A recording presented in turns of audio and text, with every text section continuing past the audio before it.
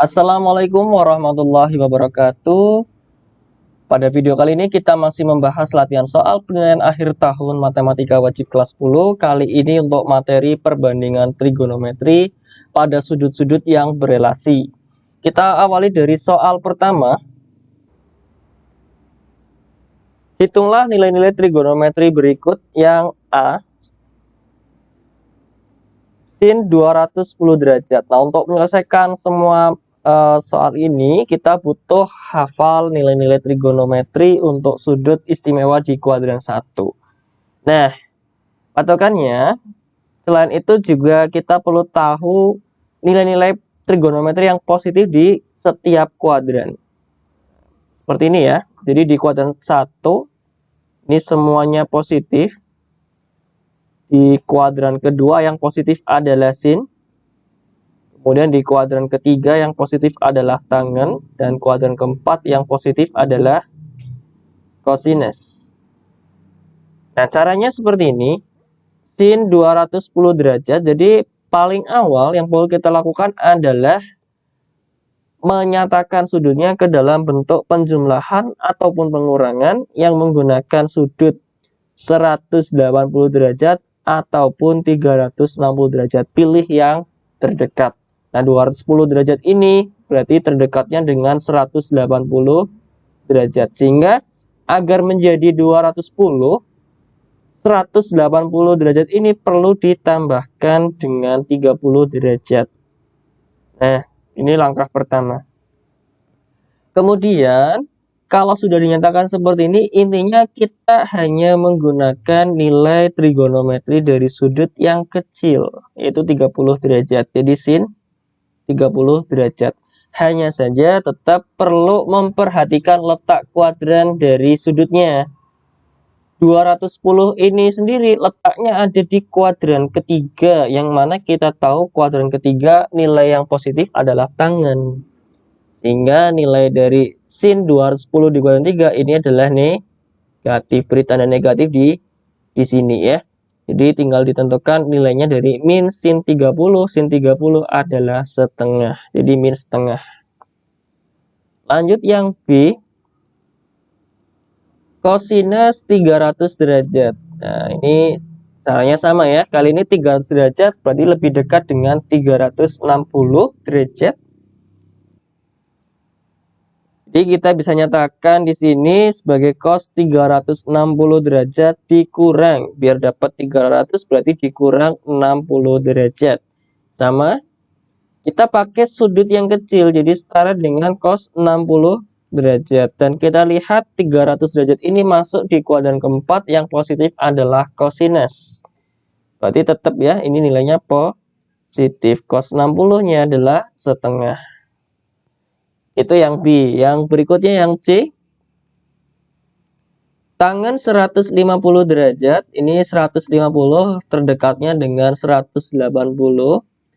Berarti agar dapat atau menjadi menjadi 150, 180 derajat ini perlu dikurang dengan 30 derajat ya. Jadi sama dengannya adalah tangen 30. Kita mau lihat ini nilainya plus apa min. Lihat kuadrannya. 150 derajat di kuadran kedua, yang positif adalah sin, berarti tangannya harus negatif. Negatif tangan 30, tangan 30 itu sepertiga akar 3 ya, negatif sepertiga akar 3. Kemudian yang berikutnya, yang D, ini untuk sudut lebih dari satu putaran, sin 540 derajat. Intinya kita lihat sudutnya ini lebihnya berapa dari satu putaran atau 2 putaran dan seterusnya. Untuk mengetahuinya simpelnya ini tinggal kurangkan dengan 360 secara bertahap sampai dapat nilainya kurang dari 360. Nah, 540 dikurang 360 adalah 180 derajat ya. Jadi sama saja nilai sin 180 derajat. Nah, ini sudah sama dengan sini 180 derajat. Jadi boleh ditambah, boleh dikurang. Kalau dikurang, kurang 0 derajat. Sama saja sin 0 derajat. Masuknya kuadran 2. dan sinnya positif. Nah, sin 0 itu sendiri hasilnya adalah 0 ya. Kemudian yang E, kosinus 600 derajat. Nah, kita juga lihatnya dari hasilnya, kalau dikurang 360 itu berapa. Ini kalau nggak salah 240 derajat. Baru ditentukan nilainya cos 240 derajat. Gunakan konsep yang tadi dipakai di nomor A sampai nomor C. Cos 180 ini biar jadi 240 berarti ditambah 60 berarti jadi cos 60 derajat. 240 kuadran 3 yang positif tangan berarti kosinusnya nilainya negatif ya. Cos 60 itu setengah, jadi nilainya adalah negatif setengah. Kemudian yang F, tangan 480 derajat, ini juga sudutnya lebih dari satu putaran, kurangkan dulu dengan 360 diperoleh 120 derajat. Baru pakai sudut berelasi 180 dikurang ya dengan 60 agar nanti sudutnya sama saja nilainya dengan 120 derajat. Nah, yang dipakai adalah tangan 60 derajat. Lihat kuadrannya, kuadran kedua yang positif sinus. Tangannya hasilnya adalah negatif, yaitu negatif tangan 60 berarti negatif akar 3. Nah, itu prinsip untuk sudut berelasi di berbagai kuadran dan sudut yang lebih dari satu putaran. Berikutnya soal nomor 2, nilai dari tangan 315 derajat ditambah cos 120 derajat per sin 210 derajat adalah. Ini sama saja dengan soal nomor 1, bedanya dalam satu bentuk ya. Ada penjumlahan dan pembagian. Kita tentukan masing-masing terlebih dahulu. Kalau kesulitan menentukan langsung. Yang pertama nilainya tangan 315 derajat. Ini lebih dekat dengan 360, jadi tangan 360. Kita operasikan berarti pilih pengurangan, biar ketemu 315 berarti dikurang 45 derajat. Berarti nilainya adalah tangan 45. Lihat kuadrannya 315 di kuadran keempat, nilai tangan di kuadran keempat itu negatif, jadi negatif tangan 45 itu negatif 1. Kemudian ada juga cos 120 derajat. Ini sama dengan cos lebih dekatnya 120 itu dengan 180 ya. Ini biar dapat 120 ini perlu dikurangkan ya, dikurang dengan 60 derajat ya, biar sudutnya besarnya sama. Nah, ini sama dengan cos 60 derajat. Kalau lihat kuadrannya 120 kuadran kedua, yang positif itu sinus, berarti kosinusnya ini negatif. Cos 60 negatif setengah. Dan berikutnya ada sin 210 derajat. Ini juga lebih dekatnya dengan 180, biar menjadi 210 berarti ditambah 30 derajat.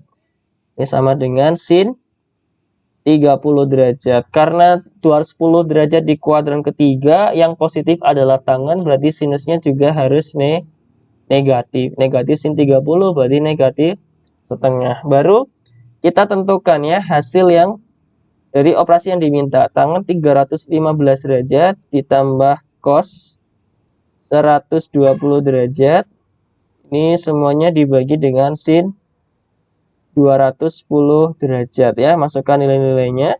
Jadi negatif 1 ditambah negatif setengah dibagi dengan negatif setengah.